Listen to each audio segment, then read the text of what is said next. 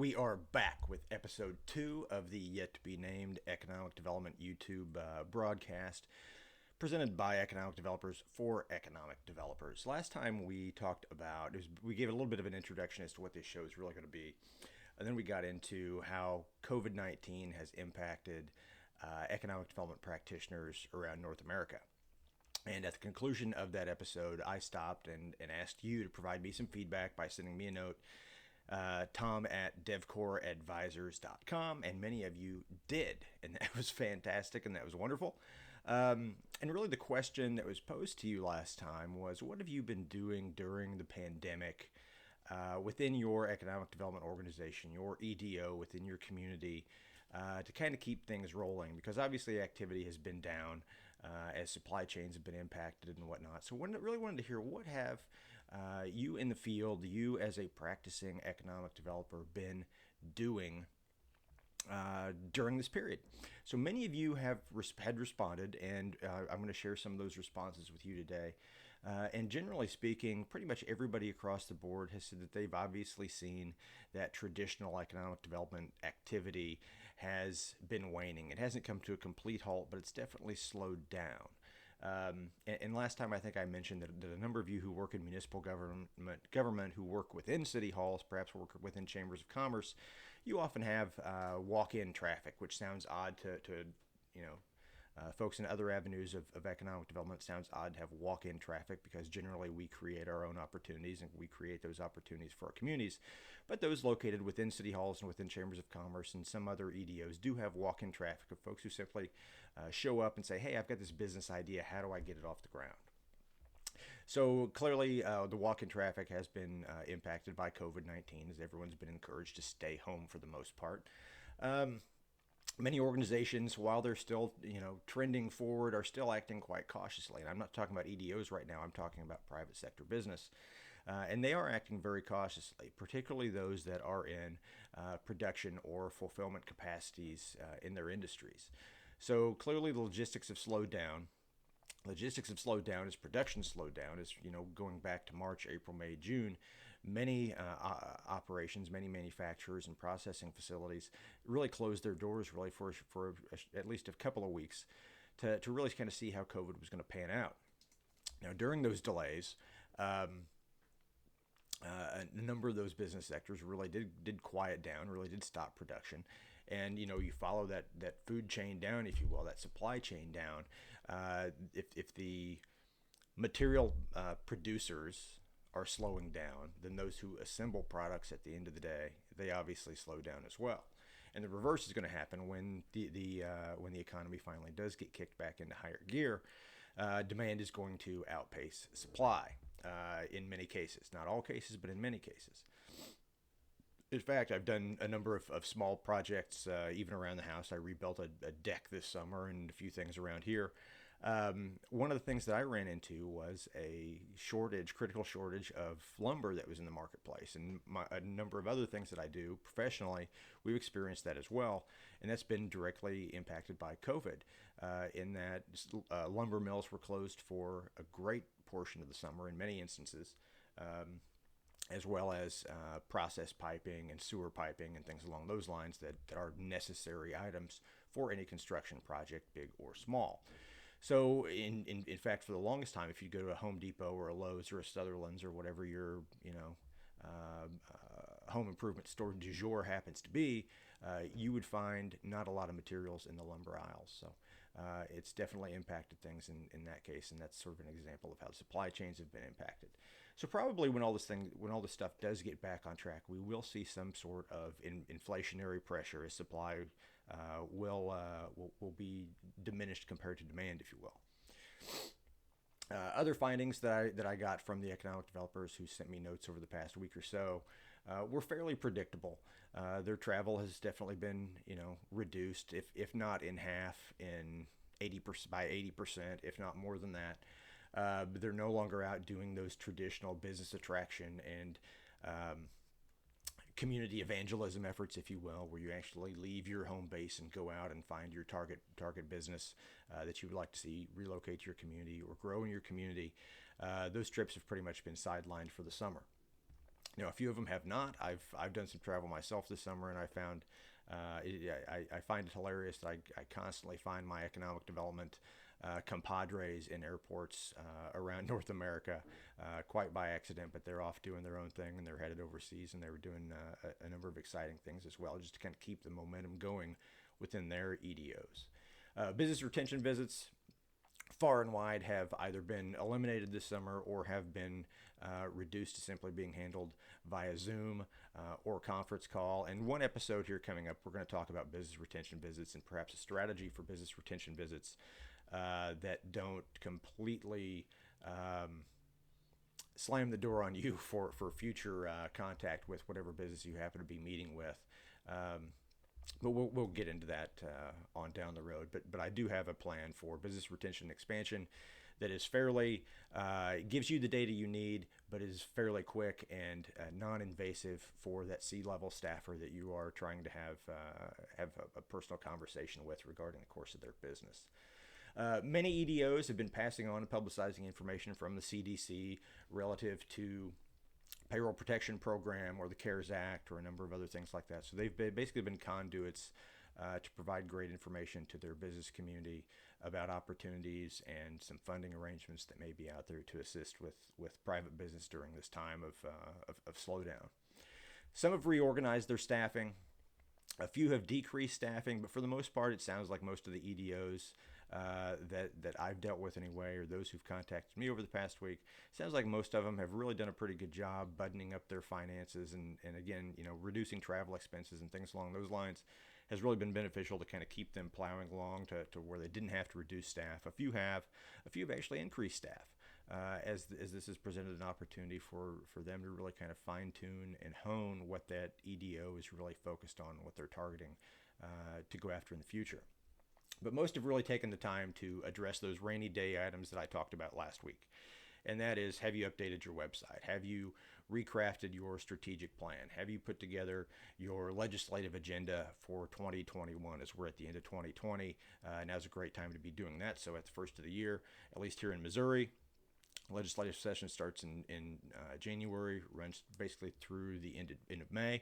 Now's a great time to have that agenda put to place so you can take all of your needs to your state capitol to talk to your legislators and say, hey, this is what our community, what the business community is saying they need, and how can we get there? Or your community or your municipal government operation. Now's a great time to be doing that. Some have talked about revamping their BRE efforts, their business attraction strategies. So it's great to see that a lot of EDOs have really capitalized on this time, even though we're in this time because of negative circumstance, but they've capitalized on this time to really fine tune and look at their own organization of how can we improve going forward and how can we really hit the targets that we want? How can we really pinpoint our KPIs, our key performance indicators that demonstrate that we as an economic development organization are being positive, are going forward, are doing things that the community and our elected officials want us to be doing. So it's really great to see that this has not been wasted time. And there are some business sectors or some individuals per se, not necessarily in economic development, but that have really just sort of crashed and burned during this period as they didn't really know what else to do. There's a lot of folks staring at the phone, a lot of folks twiddling their thumbs, and a heck of a lot of people playing Fortnite or Angry Birds or however they freaking pass the time these days. But there have been a lot of folks that have just kind of let this time get away from them and haven't made themselves or their organizations better during this time. And I'm so thrilled to see that most of the EDOs that I've had contact with have not fallen in that boat, but they've pushed forward and are going ahead and they're planning on great things in the future. So again, it's just super encouraging. But so that's cleanup of our last episode. Since then, because our last episode happened to be on election day 6 days ago, so we've had an election in this country for our friends in Canada. We've had an election in this country, and it's been quite fascinating. And at this point, it appears that a winner has been selected. What's most fascinating is that the people have spoken, and everybody went and voted. We had over 70 million voters this time, which is a fantastic number. That's really what our democracy and our republic's been set up to do, is where you can go vote and you can say, hey, I want this, I don't want this, whatever. It happened. So, but it's very close. So perhaps the biggest takeaway from this is that we have a greatly divided country, darn near 50% to 50% of two vastly different ideologies. Regardless, though, this is what we get every 4 or 8 years because we have elections, which is a great thing. And there are a lot of folks freaked out right now. There are a lot of people literally rallying in streets right now. But the thing to that's important is to look over the course of history. And, you know, oftentimes things don't dramatically change. And if they do dramatically change, they get reverted back by the next administration. So we will have, a big change by one party that comes in. They get voted out at some point. The new party comes in, basically revamps what the previous party or what the previous administration had done, put in their new things, and it kind of keeps going and going up and down, up and down. But the thing to really pay attention is that line through the middle, that primary regression of what's the trend? What is the real trend? What's really happened? Has it really been a dramatic change one way or the other? But regardless, and regardless of what party you support, the important thing is to keep your head at this time.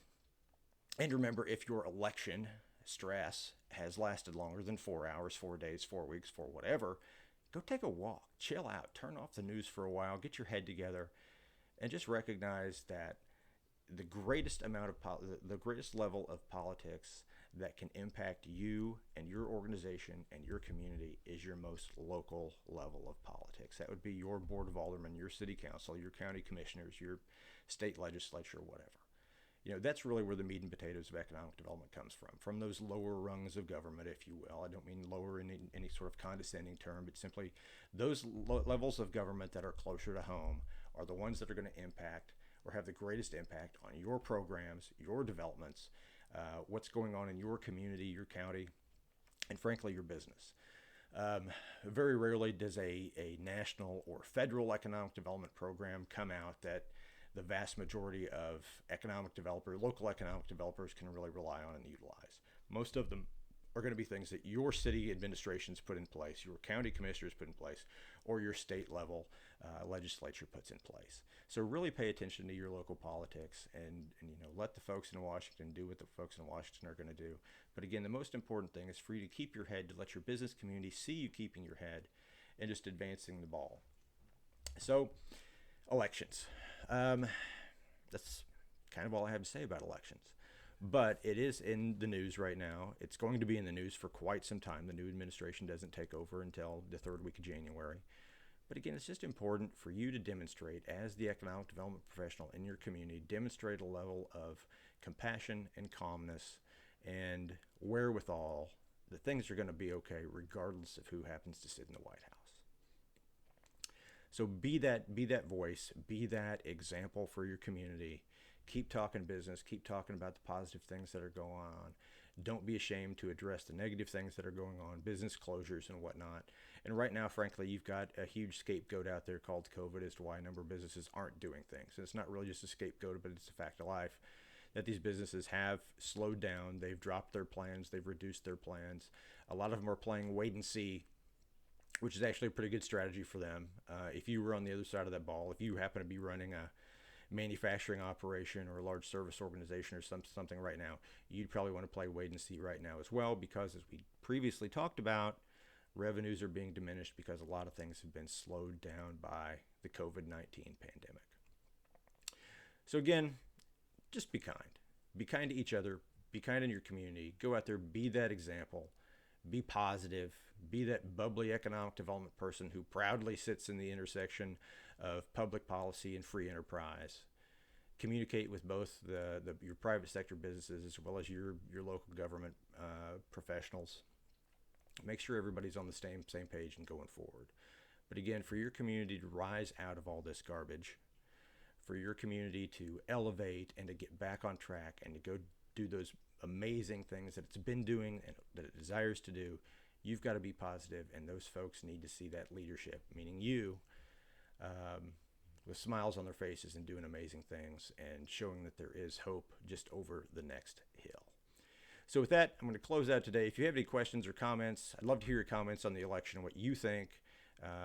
this presidential election is going to do to economic development, whether it will greatly advance economic development, greatly advance the economy, or the opposite. I'd love to hear those, and we can perhaps talk about those next time. Next time, I'll also have a very special guest to talk about a number of things in economic development. And we'll probably do that sometime next Monday or Tuesday. But I am absolutely thrilled that this person is going to join us and provide their insight with their vast experience in economic development and what's going on in their part of the country. But again, love to hear what you have to say. So hit me up, send me a note at tom@devcoreadvisors.com. And with that, we will see you next time.